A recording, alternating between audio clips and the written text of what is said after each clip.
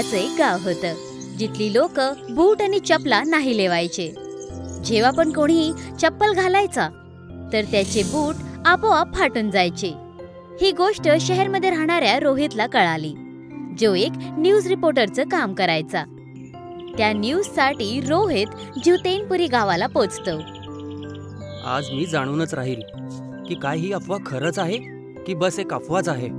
इथल्या सगळ्या गोष्टी लिहून न्यूज चॅनलवरती एक नवीन रिपोर्ट तयार करेल. आधी मला इथल्या गाववाल्यांसोबत बोलावं लागेल. जसंच रोहित गावामध्ये कदम ठेवतो, त्याचे बूट आपोआप फाटतात. अरे, हे कस काय फाटलं अचानक? त्याच वेळेस निशांत नावाचा एक मुलगा त्याच रस्त्याने पायांचा मलहम घेऊन आपल्या घरी जात होता आणि तो रोहितला बोलतो, या गावामध्ये बूट आणि चप्पल कोणीच नाही घालू शकत भैया. हा या गावाचा श्राप आहे. जो कोणी या गावामध्ये येतो बिना चप्पलचंच या गावामध्ये फिरावं लागतं. तर म्हणजे ही अफवा नाही, हे खरंच आहे. या गाववाल्यांनी तर खूपच त्रासदायक दिवस काढलेत. हो, या गावामध्ये दर तिसऱ्या दिवशी कोणाच्या तरी पायामध्ये काही ना काही होतच असतं. मी स्वतः माझ्या आईच्या पायासाठी मलम घेऊन जात आहे. निशांत त्या रिपोर्टर रोहितला आपल्या घरी घेऊन जातो आणि आपल्या आईला भेटवतो. आणि रोहित निशांतच्या आईला या गावाच्या श्राप बद्दल विचारतो. आई, तुम्ही ठीक तर आहात ना? आता सांग बाळा, पूर्ण गाववाल्यांना एक वेळेस ह्या दुखातून जावंच लागतं. ह्या कडकडी उन्हामध्ये तर आमचे पाय पण सोलून जातात. आई, काय तुम्ही मला या गावाच्या श्रापाबद्दल सांगू शकता का? बाळा, हे तर मला नाही माहित. जेव्हापासून मी जन्मली आहे इथे सगळं असंच चालत आलं आहे. पण मी ऐकलं आहे की ह्या गावाच्या डोंगरावर एक गुफा आहे, ज्याच्यामध्ये एक साधू आहेत. बहुतेक त्यांना या श्राप बद्दल नक्कीच काहीतरी माहिती असेल. आई, तुम्ही चिंता नका करू. मी पूर्ण प्रयत्न करेल या गावाला या श्रापामधून बाहेर काढण्यासाठी. तुझे खूप खूप आभार बाळा. रोहित त्या गावाच्या मोठ्या डोंगराकडे निघून जातो.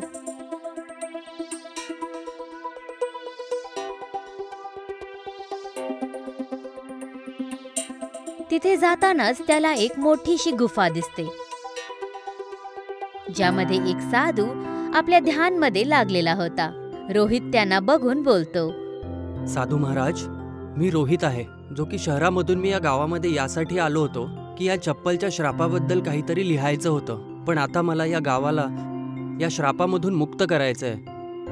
साधू आपले डोळे उघडतो आणि बोलतो, मी तुझी सगळ्या गोष्टी ऐकल्यात बाळा. सांग, तू या गावाला या श्रापातून का मुक्त करू इच्छितोस? तू तर फक्त इथल्या गोष्टी लिहिण्यासाठी आला होतास ना? हो साधू महाराज, मी आलो तर त्यासाठीच होतो. पण मी जेव्हा निशांत आणि त्याच्या आईला भेटलो, श्रापापासून त्रासलेल्या लोकांचं दुःख समजलं. त्यामुळेच मी या श्रापाबद्दल तुमच्याकडून जाणून घेण्यासाठी आलोय आणि मला हा श्राप तोडायचा आहे. ठीक आहे, जर हीच गोष्ट आहे तर याच्या मागची गोष्ट मी तुला सांगतो, जी की ह्या गाववाल्यांमधून कोणालाच माहीत नाहीये. पण तू या गावाच्या बाहेरचं आहे, म्हणूनच ही गोष्ट तू जाणू शकतोस. खूप जुनी गोष्ट आहे. जेव्हा माझे पूर्वज प्रेमदासजी गावागावामध्ये आपली यात्रा करत होते, असंच ते एकदा मोठ्या पावसामध्ये या गावामध्ये येऊन पोहोचले. ते गावातल्या लोकांच्या घरी पोहोचतात. ऐका, कृपया करून आज मला तुमच्या घरामध्ये राहण्यासाठी थोडीशी जागा द्या.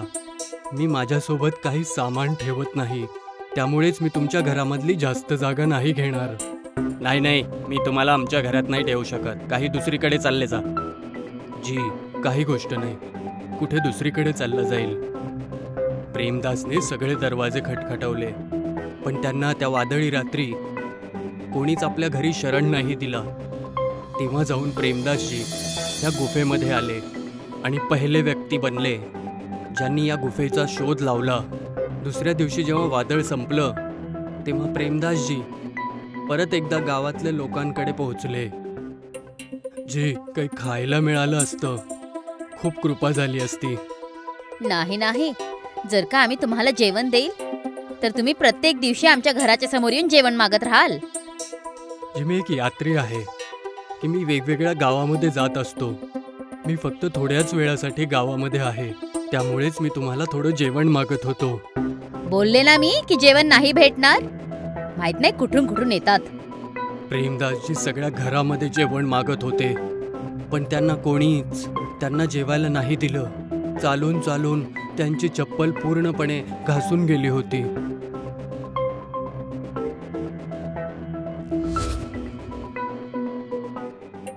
मला विश्वास नाही होतोय, या जगामध्ये एवढे चांगले आणि मोठे लोक राहतात, पण मी या गावामध्ये एक माणूस नाही पाहिला ज्याच्यामध्ये माणुसकी आहे. प्रेमदासजी पूर्णपणे थकले होते. न जेवण्यासाठी जेवण, न पायात घालायला चप्पल. त्यांच्या पायामध्ये खूप जळजळ होत होती. तेव्हाच त्यांनी एक झाड बघितलं. आज तर मी खूप थकलो आहे, याच जागेवरती थोडा विश्राम करतो. जेव्हा प्रेमदासजी विश्राम करण्यासाठी त्या झाडाखाली बसले, तेव्हाच गावातले काही लोक तिथे आले आणि प्रेमदासजीला सांगायला लागले, बघा, हा साधू अजून इथेच आहे. हा लोकांकडून भीक मागतो आणि याच्याकडे चप्पल पण नाहीये. चला चला, याला थोडं परेशान करूया, याला चप्पल देऊया. तसं पण त्याच्याकडे कमीच आहे. ते दोघंही आपल्या डाव्या आणि उजव्या पायाची वेगवेगळी चप्पल प्रेमदासच्या पायामध्ये ठेवतात आणि त्यांना उठवतात. साधू, आम्ही तुमच्यासाठी काही आणलंय. हो हो, तुमचे डोळे उघडा आणि बघा. प्रेमदासजी जेव्हा झोपेतून उठतात आणि बघतात की तिथे दोन वेगवेगळ्या जोडीची चप्पल पडलेली त्यांच्या समोर आहे. ही घ्या तुमच्यासाठी चप्पल. आता तुमचे पाय एकदम चांगले असतील आणि आमच्या गावातल्या लोकांचं मनोरंजन पण होत राहील. तुम्ही लोक मदत नाही करत, तीच आपल्या स्वतःमध्ये एक चूक आहे. पण एका साधूला तुम्ही अशा प्रकारे परेशान करत आहात. काय तुम्हा लोकांना देवाची भीती नाही वाटत? जा, तुम्हा सगळ्यांना मी श्राप देतो की जशा प्रकारे माझे पाय बिना चप्पलचे राहिले या गावामध्ये, त्याच प्रकारे तुमचे पाय सुद्धा नेहमी बिना चप्पलचेच राहणार. आम्हाला माफ करा, आमच्याकडून खूप मोठी चूक झाली. आम्हाला असं नव्हतं करायला पाहिजे. हेच कारण आहे या गावातल्या श्रापाचं. साधूजी, मला सांगा की आपण या श्रापाला कसं तोडू शकतो? गाववाल्यांना मिळून 3 सोन्याचे बुटं बनवावे लागतील आणि ह्या पहाडाच्या टोकावरती नेऊन त्यांना ठेवावं लागेल. आणि या गावातल्या 3 साधूंना प्रधानांच्या हाताने सोन्याच्या चप्पल बनवून द्याव्या लागतील. तेव्हाच जाऊन हा श्राप बंद होईल आणि त्यानंतर या गावामध्ये बुटांचा पाऊस पडेल. हो, मी आत्ताच जाऊन गाववाल्यांना आणि प्रधानांना भेटतो आणि त्यांना ही गोष्ट सांगतो. रोहित डोंगरापासून खाली उतरून प्रधानच्या घरी पोचतो. प्रधानजी, तुम्हाला भेटून मला खूप आनंद झाला. ठीक आहे, धन्यवाद. तुम्ही कोण? मी एक रिपोर्टर.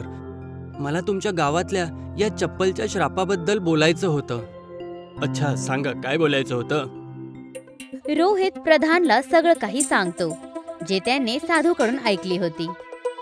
तर ही गोष्ट आहे, जर ह्या चप्पलच्या श्रापामधून गावाला बाहेर काढायचं असेल तर आम्हाला 3 साधूंना सोन्याच्या चप्पल 3 आणून द्याव्या लागतील आणि 3 सोन्याची बुटं बनवून पहाडीच्या टोकावर नेऊन ठेवावे लागतील. जी प्रधानजी, मी आत्ताच गावामध्ये बैठक बोलवतो. प्रधानजी गावामध्ये बैठक बोलवतात आणि त्यांना सगळं काही सांगतात आणि गाववाले त्यांचा साथ देण्यासाठी तयार होतात. पण त्यांच्याच मध्ये पांडू नावाचा एक माणूस होता.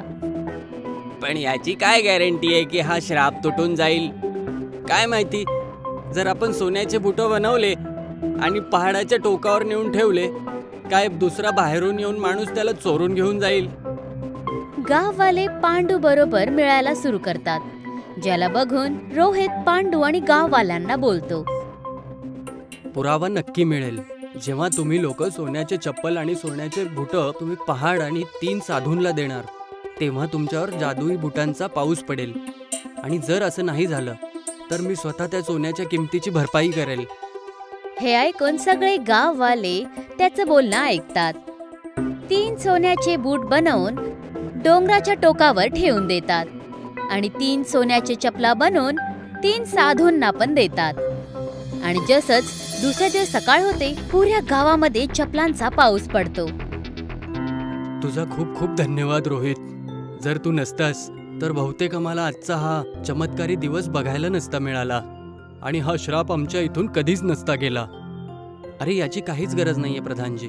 फक्त लक्षात ठेवा, नेहमी लोकांची मदत करत जा आणि कधी कुठल्या साधूला परेशान नका करू. मला माफ कर रोहित. मी सुरुवातीला तुझ्यावरती संशय घेतला. सगळे खुश तर मी पण खुश. आता जाऊन मी माझा रिपोर्ट लिहितो. रोहित आपल्या शहराला निघून जातो आणि गावाचं श्राप पण तुटून जातो.